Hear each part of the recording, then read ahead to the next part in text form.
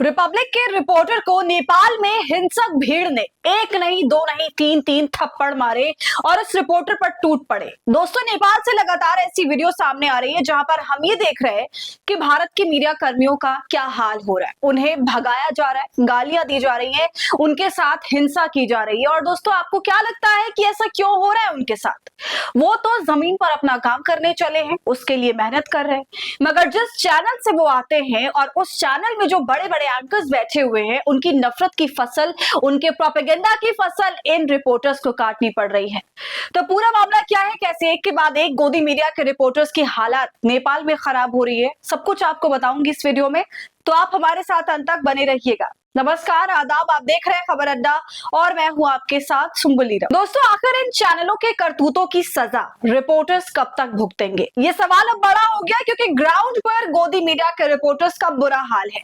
दोस्तों, लगातार नेपाल से ऐसे वीडियोस सामने आए जहां उन्हें थप्पड़ मारा जा रहा है, उनके साथ हिंसा हो रही है, उन्हें भगाया जा रहा है और ये गलत है। आज ये रिपोर्टर्स जो मेहनत से जमीन में काम कर रहे हैं ना, वो कीमत चुका रहे न्यूज चैनल्स के एंकर्स की बदतमीजी का। सबसे पहले मैं आपको दिखाना चाहती हूँ कि रिपब्लिक के रिपोर्टर को किस तरह से थप्पड़ मारा गया।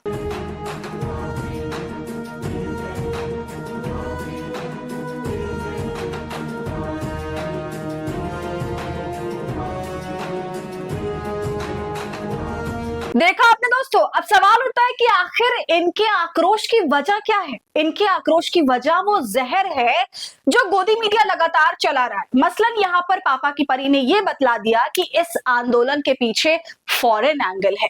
Coca Cola, Viber, Gold Star, Wellbury hotels आदि इसकी फंडिंग कर रहे हैं। दूसरी बकवास सुनिए, नेपाल में विरोध प्रदर्शन साजिश वाला कनेक्शन। तीसरा, दुनिया के पहले जेनजी आंदोलन के पीछे डीप स्टेट। फिर यहीं पर पुतिन की वजह से नेपाल में हुआ इतना बड़ा विद्रोह। नेपाल तख्ता पलट के पीछे ट्रंप का हाथ। नेपाल में हाहाकार, बचा लो मोदी सरकार। नेपाल में युवाओं को चाहिए हिंदू राष्ट्र, इसलिए किया आंदोलन। तो आप देख सकते हैं किस तरह से नेपाल में जो इतना बड़ा आंदोलन हुआ, जो क्रांति हुई, उसको हमारी मीडिया ने कैसे अपमानित किया है ऐसे फालतू के रीजंस बताकर। यानी या तो ये डीप स्टेट बताना होता है इनको, या फिर विदेशी फंडिंग बताना है, या ट्रंप या पुतिन या फिर मोदी। अब ये तमाम चीज वहां के लोग देख रहे हैं और यही गुस्सा भारतीय मीडिया चैनल्स के खिलाफ दिखाई दे रहा है सड़कों पर। वो भी इन तमाम चैनलों के एंकर्स तो ग्राउंड रिपोर्टिंग नहीं कर रहे हैं। ग्राउंड रिपोर्टिंग करने के लिए तो रिपोर्टर उतरता है, वो तमाम खबरें पहुंचाने का काम करता है। वो बात अलग है कि उन खबरों को तोड़ मरोड़ कर पेश किया जाता है, मगर फिर भी दोस्तों ये हिंसा जायज नहीं है बिल्कुल भी। अब आगे देखिए किस तरह कचरा चल रहा है। नेपाल में हिंसा की असली वजह हिंदू राष्ट्र की मांग तेज। नेपाल में राजशाही आएगी, हिंदू राष्ट्र बनाएगी। मैं अब आपको एनडीटीवी के भी एक रिपोर्टर की जिस तरह से उनको भगाया गया, महिलाएं रिपोर्टर और कैमरामैन, इन दोनों को भगाया गया है, कैसा खतरनाक नजारा है दोस्तों, आप वो भी देख लीजिए।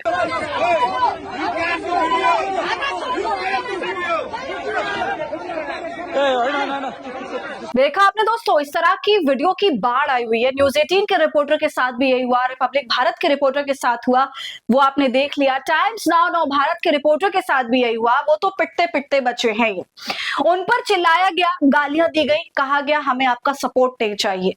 तो आज जो इन मीडिया चैनल्स की छवि इतनी ज्यादा खराब हुई है, तो इसके पीछे जिम्मेदार कौन है आखिर? क्यों जनता इतनी ज्यादा अवेयर है इस चीज को लेकर कि ऐसा सुलूक कर रही है उनके साथ? हालांकि ये गलत है, हिंसा पर उतरना गलत है। आप विरोध कर रहे हैं, ठीक है, समझ आता है, मगर हिंसा नहीं करनी चाहिए। मगर यह भारतीय मुख्य धारा की मीडिया के लिए बहुत बड़ी शर्मनाक बात है। इससे ज्यादा शर्मनाक और कुछ भी नहीं हो सकता कि उनकी साख अब मिट्टी में मिल चुकी है। अगर आप किसी के इतने सेंसिटिव आंदोलन की अपनी बकवास बातों से धज्जियां उड़ाएंगे तो यही सब होगा। आप ही बताइए दोस्तों, ये कहां तक उचित है? दोस्तों, आपने अभी मीडिया चैनलों की करतूत देखी, हद तो यहाँ के अखबारों ने भी पार करी है हमारे।